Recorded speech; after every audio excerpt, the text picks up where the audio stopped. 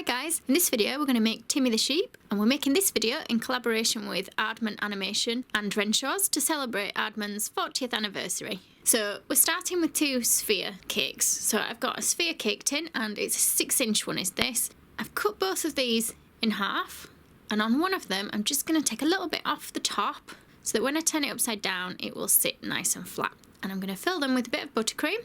I'll put in the description box below the video the recipe for the Victoria sponge and also for buttercream. So I've turned the first one upside down, add a bit more buttercream, and then put your second sphere on top of that. Now for this one I'm not worried about keeping it perfectly round because his body isn't perfectly round. So what we're going to do is to just give him a bit more shape, we're going to trim off the edges. So I'm leaving the bottom sphere alone and I'm just taking a little bit off the sides of the top one. Then once you've done that you can cover the whole thing in buttercream. So once that's fully done, we're now going to cover it in fondant. So I've got some white fondant and I've rolled it out reasonably thin, 2 or 3 millimeters thick. Don't go too thin that it tears.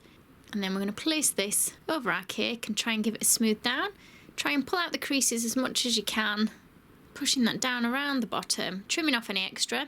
So you'll see I've got a few creases around the bottom. I'm going to turn my cake upside down and just push. Now, be quite gentle as you don't want your cake to fall apart. So I've smoothed that down around the bottom edges. I've used a smoother and I'm just putting a little bit of buttercream on my board. Now I've iced my cake board in green fondant, and then we're going to place the body onto that bit of buttercream. Make sure it feels like it's sticking. You don't want so much buttercream on that it slides around. And to create a bit of texture now, so it looks more like a sheep, I've just got a balling tool that I'm pushing in all the way around. So just do that all the way around. It looks a little bit like a golf ball at the moment. And now we've got some black fondant that we're going to use. I'm going to use the ready dyed stuff as it's really difficult to dye fondant black. And black is quite messy, as you can see. So we're starting with arms and legs. I'm going to start with a bit of a cone shape, and then we're going to start rolling the leg a little bit thinner, leaving it quite big at the bottom. Make sure it's flat at the very bottom of the leg or the foot. And then we're going to just put a little slit in for his toes. And then at the top, I'm going to cut that at a slight angle. I'm going to put a little bit of water on there. You can use edible glue if you prefer, but I always find that the water will work okay just for these little bits on the bottom. And we're going to push those in place at either side of the body. Just try and tuck them under as much as you can. And you're going to follow the exact same method of making them for the arms. So I've made it the same, but I've flattened it a little bit at the back so that it sits nice and tight to the body. Now again, I've just added water. If you find your arms a little bit heavy, you can add royal icing to stick it to the body instead. Now do be careful, the black will come off where you put the arm, so make sure your arm is in the right place straight away because you don't want to move it and find you left with a black mark. I've just put a cocktail stick underneath the arm just to hold it in place for a little bit. So in a few hours I'll take out the cocktail stick and the arm will have dried a little bit. I've got a plastic cake dowel that I'm going to use right down the centre of the body. Okay, so these are what you normally put in cakes when you're tiering them. Just make sure that when we do cut up the cake that you do remove the plastic dowel. And now for his head, we're going to make Rice Krispie treats. Again, I'll put the recipe for these below the video in the description box, but it's just marshmallows melted with Rice Krispies. And once you've got those done, we're going to create the shapes we need. So first, the teddy bear. So I've got a little round bit for his head and a slightly more teardrop shaped for the teddy bear's body. Make sure they're flat on the back of both of those because we're going to stick them tight against his body. And then we're going to make Timmy's head. So make sure you push them so they're nice and compact together. Create a little bit of a teardrop shape for the head. And then using my thumbs, just pushing a little bit around the eye area so that when we give him his eyes, they'll drop into those dints. Make sure the Rice Krispie treats have hardened a little bit before we start working on them. And I've got some brown fondant now for the bear's body. And I'm going to cover my marshmallows in this. Don't worry too much about the join at the back because it's going to be covered. And I'm going to run my modelling tool through it to create a fur-like effect. Again, I've just got a bit of water on the back of there. And I'm pushing it in place against the body to hold it on. So I'm going to use a bit of the fondant on its own. And we're going to roll 2 teardrops for the little legs. And we're going to push those under the body and add more fur marks with the tool. So for the head, you're going to repeat the same process where we're going to roll the brown fondant and wrap it around. And that's the teddy bear's head, not Timmy's head that we're using this time. Again, use water on the back of it to push it in place. And now that that's on, we can add Timmy's second arm. so that it's just going to come around the teddy a little bit so it looks like he's holding on to him, like that. So just a little ball at the back of the teddy for his tail, and 2 more teardrop shapes, quite long teardrop shapes now for the arms. Again, stick those just sort of on the side of the bear, right up next to the neck, and the same at the other side. You'll have to tuck this one under Timmy's arm, and make sure you don't forget to add the fur with the modelling tool. So this time for the ear, I've got a circle that I've flattened a little bit. Same for the other one. Don't forget to put in your fur marks. And then back to my balling tool, I'm just going to create some little eye sockets for the bear, and also one where the nose is going to go. And just a tiny little sausage shape of black to just go under the nose going downwards. And then quite a large ball of black for the teddy's nose. And then some slightly smaller balls for the eyes. So he's still got quite big eyes. So I've got Timmy's head now, and I'm just going to put it in place first before I start icing it.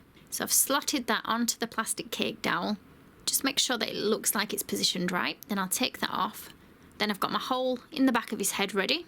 And for this one, I'm going to cover him in white chocolate ganache. You can use buttercream if you want, but the white chocolate ganache will set a little bit harder and make sure the Rice Krispie treats stay together. So I'll just give that 10 minutes to set. And then what I'm going to do is roll some black fondant, and we're going to stick that over the head. So turn it round and try and get the creases out the back as much as you can. Just pulling it under as far as it will go around. If you've got a little bit showing underneath the head, don't worry too much because it's going to be covered when it sits on the body. And I'm just going to push those eye sockets in. I'm just using the end of my rolling pin for this because it's a little bit bigger than using my balling tool. And then I'm just pushing a little bit around the edge of those eye sockets. Now don't worry where I've torn through the fondant on the back of the eye socket because the eye will cover that. Just make sure you don't tear through when we're doing the nostrils, which I'm using a balling tool for. And then 2 large eyes just in white fondant. So 2 balls squashed in place. 2 smaller balls, so quite a bit smaller now, that we're going to flatten down into little circles. If you've got a circle cutter that you want to use, that's absolutely fine to do that. I just sometimes find it a bit quicker to do it freehand. So we'll push those in place, and then with the small end of my balling tool, I'm just going to put a little dint in the centre of each of the black bits of the eye. And then we're going to roll 2 tiny little white bits in little sausage shapes, and 2 tiny little balls, and they're both going to go in the black bits of his eyes.